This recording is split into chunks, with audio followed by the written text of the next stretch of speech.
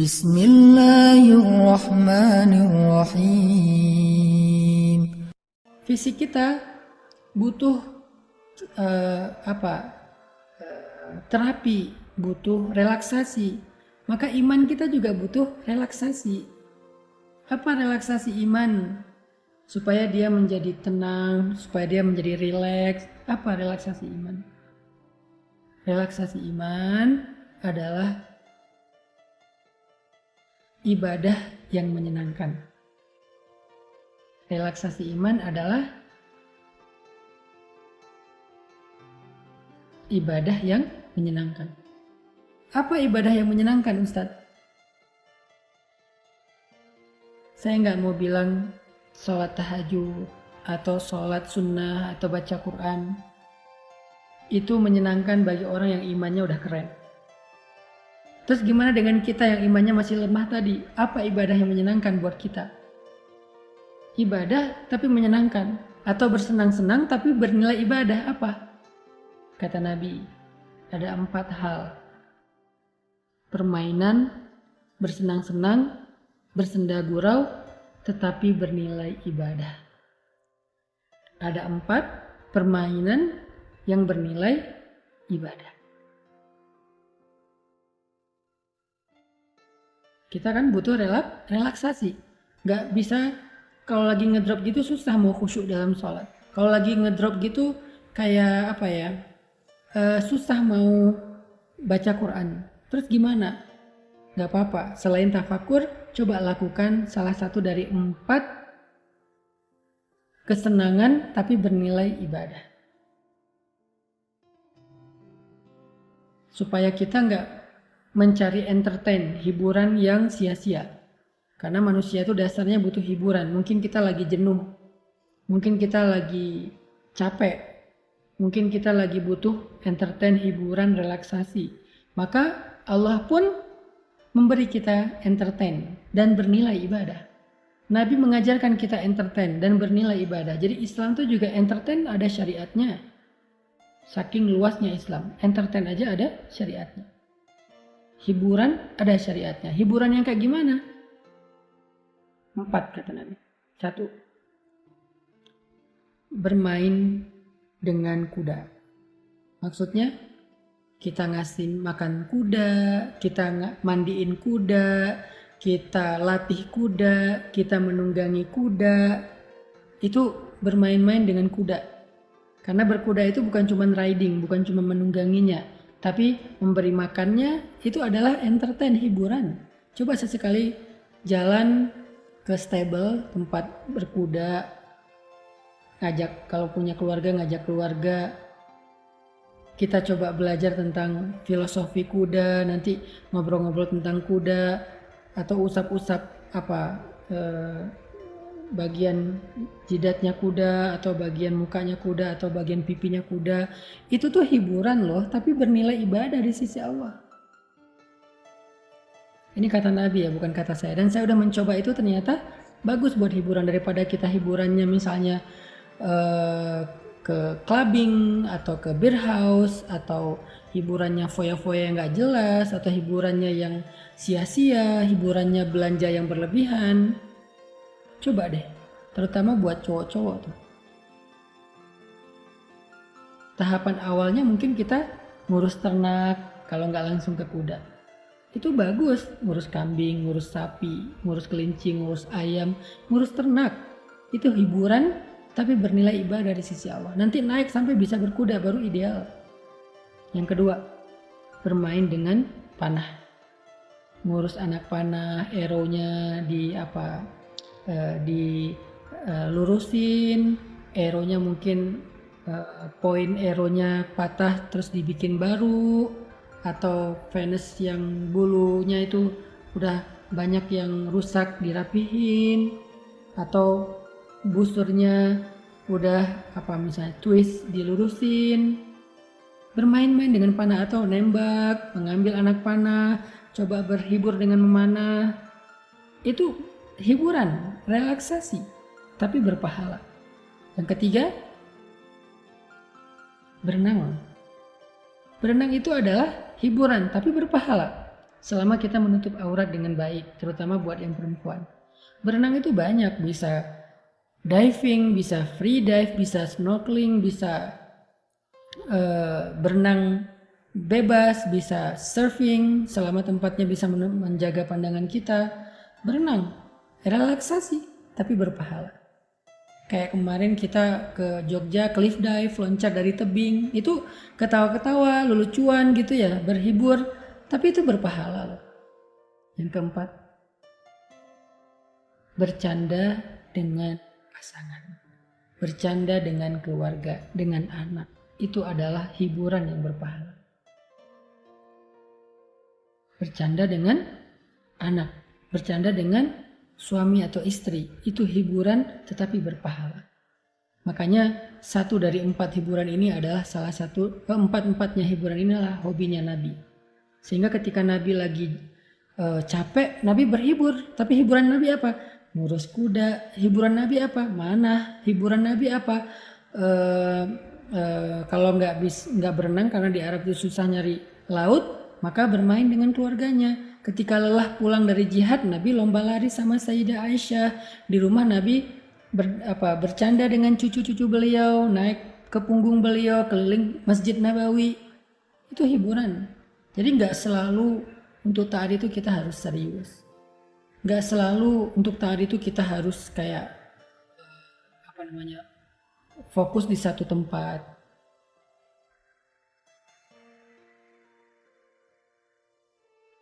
Ustadz, ngasih makan kucing, memelihara ikan hias, termasuk nggak Ustadz? Untuk tahap awal oke lah, dan itu juga kebaikan kan. Cuman terutama buat cowok-cowok, kayaknya emang harus ada salah satu dream, mimpinya itu untuk bisa ngurus kuda. Itu juga life goal saya lah nanti suatu saat. Harus ada lah. Karena ngurus kuda itu filosofinya beda. Tapi tetap semua hewan selama itu kebaikan menjadi pahala insya Allah. Ngasih makan kucing berpahala, ngasih makan ikan berpahala, ngurus ayam apalagi, kelinci juga boleh, dan itu juga ada kebaikan di dalamnya. Bertahap, tapi memang khusus buat cowok kalau bisa sih sampai ke kuda. Tapi yang mau saya sampaikan bukan kudanya ya, intinya adalah kita boleh cari hiburan, tapi hiburannya tetap bernilai ibadah, sehingga kita nggak jauh-jauh pas seriusnya ibadah, pas main-mainnya juga ibadah. Itulah Islam. Lagi serius ibadah, baca Quran, sholat sunnah, tahajud. Pas lagi main-main ibadah juga, memanah, berkuda, berenang, main dengan keluarga, main dengan anak, bercanda dengan pasangan, ibadah juga. Dan yang ketiga, iman kita butuh riyadhah, butuh latihan. Iman kita butuh latihan.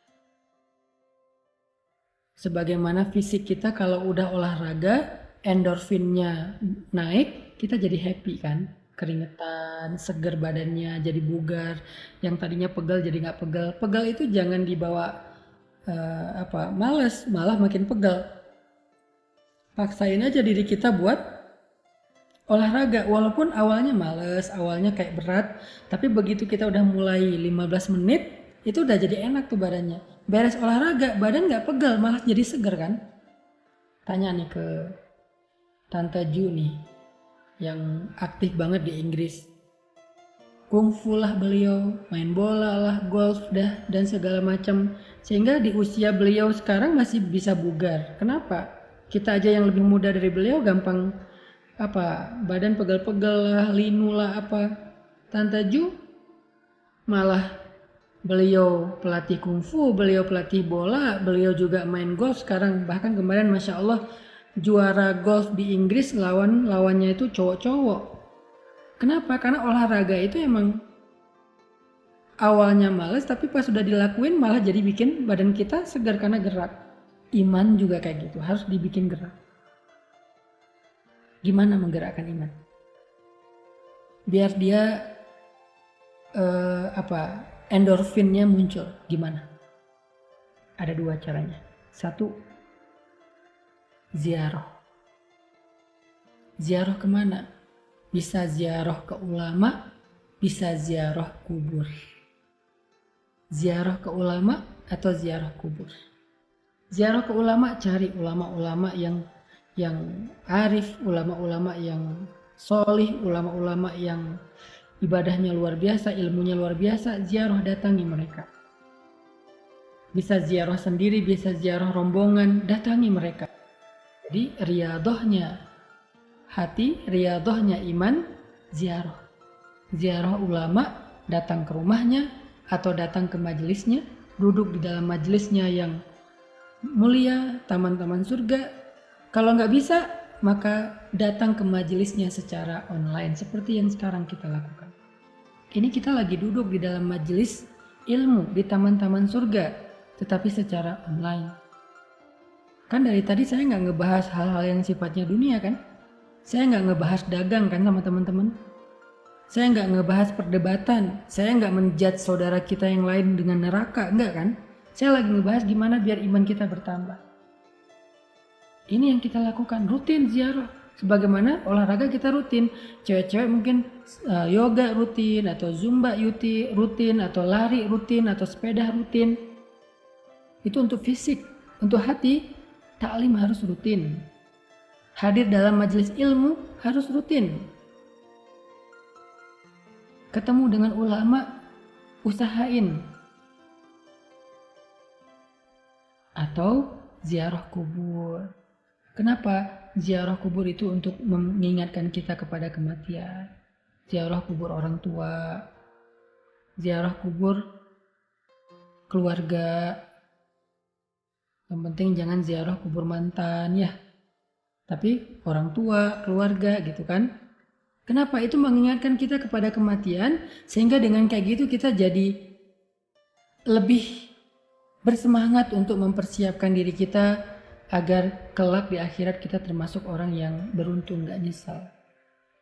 Ziarah kubur. Itu amalan riadah pertama, ziarah. Bisa ziarah ulama, bisa ziarah kubur. Yang kedua apa? Selain ziarah, kita bisa juga harokah. Apa itu harokah? Bergerak. Harokah itu bergerak. Sebagaimana tubuh kita butuh digerakin, maka hati kita juga butuh gerakan. Bergeraknya hati gimana? Bergeraknya iman gimana? Dakwah. Dakwah itu adalah pergerakan. Sehingga membuat iman kita sehat, endorfinnya itu terjaga. Gerakan, dakwah. Dakwah gimana Ustadz? Dakwah itu bukan ceramah.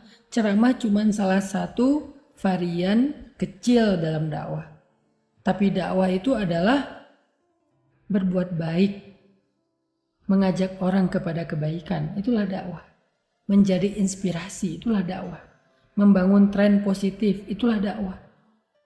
Gak selalu harus ceramah, karena kalau cuma ceramah, yang bisa melakukan dakwah berarti cuma ulama. Dan kita kan bukan ulama. Terus gimana? Dukung para ulama.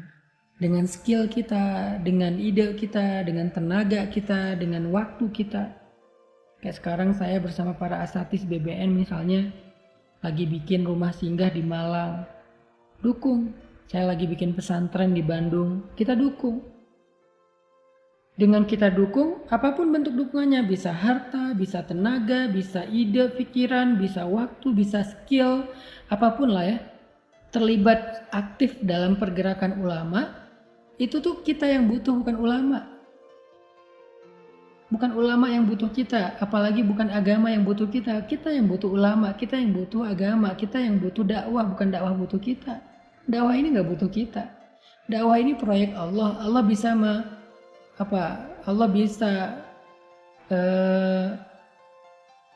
menggerakkan siapapun di antara hambanya kalau Allah mau, bukan kita.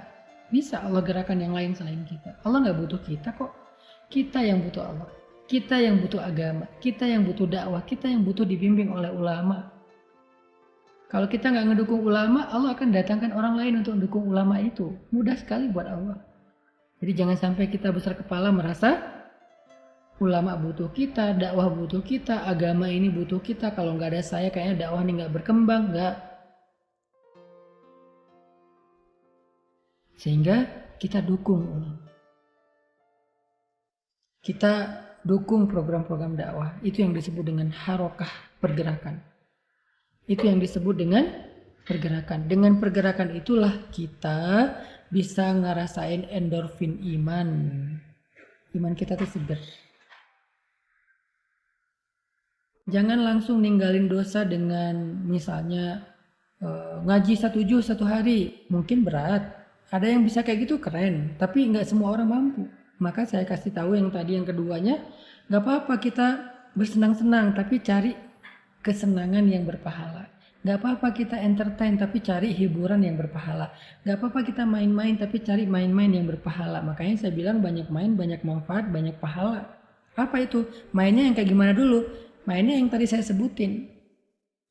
Kalau bisa lebih dari itu, baca Quran, sholat sunnah, sedekah, dan seterusnya, itu lebih keren lagi. Tapi saya ngasih tahu yang paling realistis untuk kita lakuin. Pertama, tafakur. Kedua, cari hiburan yang berpahala. Ketiga, riyadhah. Olahragakan hati kita. Dengan apa olahraga hati? Ziarah dan harokah.